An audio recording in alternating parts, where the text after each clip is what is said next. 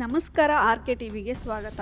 ಬೆಂಗಳೂರು ಮಹಾನಗರದ ಪ್ರತಿಷ್ಠಿತ ಬಡಾವಣೆಗಳಲ್ಲಿ ಬಸವನಗುಡಿಯೂ ಒಂದು. ಈ ಪ್ರದೇಶಕ್ಕೆ ಬಸವನಗುಡಿ ಎಂದು ಹೆಸರು ಬರಲು ಕಾರಣವೇ ಇಲ್ಲಿರುವ ಪುರಾತನ ಬೃಹತ್ ಬಸವನ ದೇವಾಲಯ.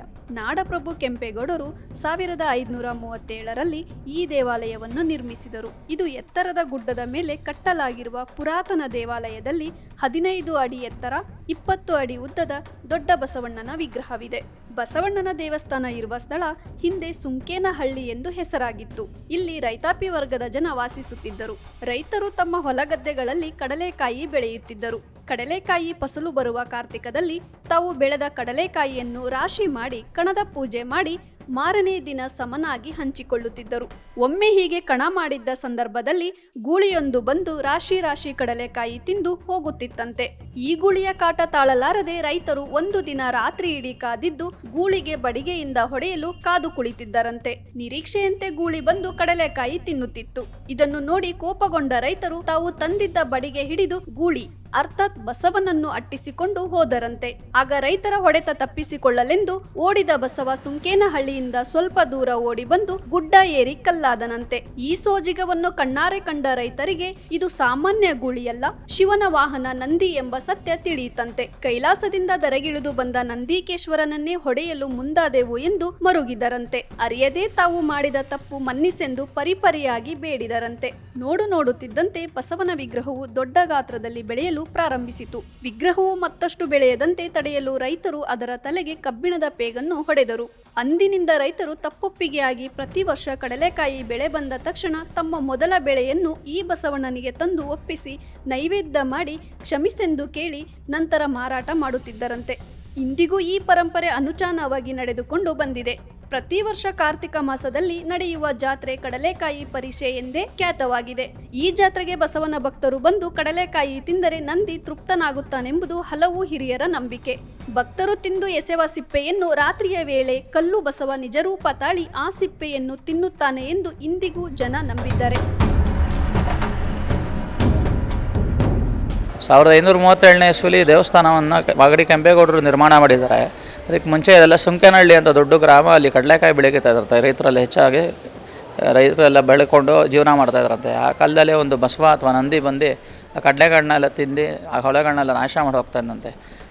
ಇದನ್ನೆಲ್ಲ ನೋಡೋರು ಜೀವನ ಎಲ್ಲ ಕಂಗಾಲಾಗಿ ಅವ್ರಿಗೆ ಬದುಕು ನಡೆಸ್ತಾ ಇರೋದೇ ಕಡಲೆಕಾಯಿಂದ. ಅದೇ ಹೊಟ್ಟೋದ್ರೆ ನಮ್ಮ ಜೀವನ ಮಾಡೋಕೆ ಕಷ್ಟ ಅಂತೇಳಿ ಎಲ್ಲ ಬಸವಣ್ಣದ ಬಂದು ಪ್ರಾರ್ಥನೆ ಮಾಡೋದು ಅಂತ. ನಿನಗೊಂದು ದೇವಸ್ಥಾನವನ್ನು ಕಟ್ಟಿ ನಿತ್ಯ ಪೂಜೆ ಮಾಡ್ತೀವಿ, ನಮ್ಮ ಮೊದಲನೇ ಫಸಲು ಏನು ಬರ್ತೋ ಅದು ನಿನಗೆ ಸಮರ್ಪಣೆ ಮಾಡ್ತೀವಿ ಅಂತ ಹೇಳಿ ಪ್ರಾರ್ಥನೆ ಮಾಡ್ತಾರೆ. ಅವತ್ತಿಂದ ಬೆಳೆ ನಾಶ ಆಗೋದು, ಬಸವಣ್ಣ ಬಂದು ತಿನ್ಕೊಳೋವೆಲ್ಲ ನಿಲ್ತಂತೆ. ಮಾತು ಕೊಟ್ಟಿರೋ ರೀತಿಯೇ ಒಂದು ಭವ್ಯದ ಬಸವಣ್ಣನ ನಿರ್ಮಾಣ ಮಾಡಿ ನಿತ್ಯ ಪೂಜೆ ಪುರಸ್ಕಾರಗಳನ್ನ ನಡ್ಕೊಂಡು ಬರ್ತಾಯಿತ್ತಂತೆ. ಕ್ರಮೇಣ ಬೇಟೆಗೆ ಅಂತ ಬಂದಿದ್ದು ಕೆಂಪೇಗೌಡರು ಈ ವೃತ್ತಾಂತನೆಲ್ಲ ಕೇಳಿ 1537ನೇ ಇಸ್ವಿಲಿ ದೇವಸ್ಥಾನವನ್ನು ಕಟ್ಟಿಸಿ ನಿತ್ಯ ಪೂಜೆ ಮಾಡೋಕ್ಕೆ ಅಣಿ ಮಾಡಿಕೊಟ್ಟಿದ್ದಾರೆ. ಅವತ್ತೇನು ಮೊದಲನೇ ಫಸಲು ನಿನಗೆ ಅರ್ಪಣೆ ಮಾಡ್ತೀವಿ ಅಂತ ಹರಕೆ, ಆ ಹರಕೆನ ಇವತ್ತು ಕಡಲೆಕಾಯಿ ಪರಿಷೆ ಜಾತ್ರೆಯಾಗಿ ಪರಿವರ್ತನೆ ಆಗಿದೆ. ಪ್ರತಿ ವರ್ಷ ಕಾರ್ತಿಕ ಮಾಸ ಕಡೆ ಸೋಮವಾರ ಮಂಗಳವಾರ 2 ದಿವಸ ಕಡಲೆಕಾಯಿ ಪರಿಷೆ ಜಾತ್ರೆ ಇರುತ್ತೆ. ಸೋಮವಾರ ಬೆಳಗ್ಗೆ 5 ಗಂಟೆಯಿಂದ ದೇವಸ್ಥಾನ ತೆಗೆದು 6:30ಗೆ ಕಡಲೆಕಾಯಲ್ಲಿ ಅಭಿಷೇಕ ಆಗುತ್ತೆ. ಪಂಚಾಮೃತ ರುದ್ರಾಭಿಷೇಕಗಳನ್ನಾಗಿ ದೇವರಿಗೆ ವಸ್ತ್ರ ಸಮರ್ಪಣೆ ಆಗಿ ಕಡಲೆಕಾಯಿ ಆಮೇಲೆ ವಿಶೇಷವಾದ ಹೂಗಳಿಂದ ಅಲಂಕಾರ ಆಗಿ ಕಡಲೆಕಾಯಿ ನೈವೇದ್ಯ ಎಲ್ಲ ಮಾಡಿ ನಿತ್ಯ ಪ್ರಸಾದ 10 ಗಂಟೆಗೆ ಮಹಾಮಂಗಳಾರತಿ ಪ್ರಸಾದ ವಿನಿಯೋಗ ಎಲ್ಲ ನಡೆಯುತ್ತೆ. ಹಾಗೂ ಸರ್ಕಾರದಿಂದ ಗೌರವಾನ್ವಿತ ಮಾನ್ಯ ಮುಖ್ಯಮಂತ್ರಿಗಳಾಗಲಿ ಅಥವಾ ನೆನ್ನೆ DC ಅವರು ಬಂದು ಕಡಲೆಕಾಯಿ ಪರಿಷೆ ಉದ್ಘಾಟನೆಯನ್ನು ಮಾಡ್ತಾರೆ. ನಂತರ ಅದೇ 3 ದಿವಸಗಳ ಕಾಲ ಇದೇ ರೀತಿ ಚಾಲನೆ ನಡೆಯುತ್ತೆ. ಭಕ್ತ ಸುಮಾರು 2-3 ಲಕ್ಷ ಜನ ಭಕ್ತಾದಿಗಳು ಬಂದು ದೇವರ ದರ್ಶನ ಮಾಡ್ಕೊಂಡು ಹೋಗ್ತಾರೆ. ಈ ರೀತಿ ಪಟ್ನ ಕಟ್ಟುವಂಥ ಒಂದು ಸಂಸ್ಕೃತಿ ಹಿಂದೆ ಇತ್ತು. ಇದು ಹೋಯ್ತಾ ಹೋಯ್ತಾ ಪಟ್ನ ಕಟ್ಟೋ ಸಂಸ್ಕೃತಿನೇ ಹೊಂಟೋಯ್ತು. ಈ ರೀತಿ ಪೇಪರ್ನಲ್ಲಿ ಪಟ್ನ ಕಟ್ಟಿ ಮುಂಚೆ ನಾವು ನಮ್ಮ ಕಡಲೆಕಾಯಿನ ಹಿಂಗೆ ಕೊಡ್ತಾ ಇದ್ವಿ. ನಮ್ಮ ಇತಿಹಾಸನೆಲ್ಲ ನಾವು ತುಂಬ ಮರ್ತೋಗ್ತಾ ಇದ್ದೀವಿ. ಕಡಲೆಕಾಯಿ ಪರಿಷೆನಲ್ಲಿ ಹೊಸ ವಿಶೇಷತೆನ ತಂದ್ವಿ. ಈಗಿನ ಜನ್ರೇಷನ್ ಏನಾಗ್ತಿದೆ ಅಂದರೆ ತುಳಸಿ ಗಿಡಗಳನ್ನೇ ಮರ್ತೋಗ್ತಾ ಇದ್ದೀವಿ ನಾವು. ಮನೆಗೊಂದು ತುಳಸಿ ಗಿಡ ನೆನೆಯೋದು ಇವಾಗ ಇದಾಗಿದೆ. ಮನೆಗಳಲ್ಲಿ ಒಂದು ತುಳಸಿ ಗಿಡ ನೆಡೋದನ್ನು ನಾವು ಇವಾಗ ಮರೀತಾ ಇದ್ದೀವಿ. ಒಂದು ಹಣ್ಣಿನ ಗಿಡ, ಒಂದು ಹೂವಿನ ಗಿಡ ಹಿಂದೆ ಹೇಗಿರ್ತಾಯಿತ್ತು, ಯಾವುದನ್ನ ಕಾಯಿಲೆ ಬಂದರೆ ಏನಾದ್ರು ಒಂದು ಶೀತ ನೆಗಡಿ ಏನಾರು ಆದರೆ ಒಂದು ತುಳಸಿ ಎಲೆ ತಿಂದುಬಿಟ್ರೆ ಸಾಕು, ನಮ್ಮ ಕಾಯಿಲೆ ವಾಸಿ ಆಗ್ತಿತ್ತು.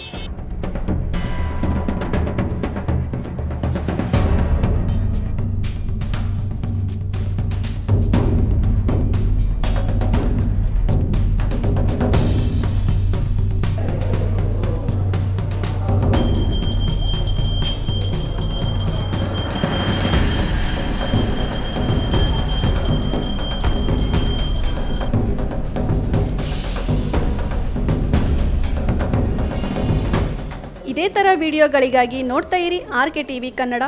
ನಮಸ್ಕಾರಗಳು.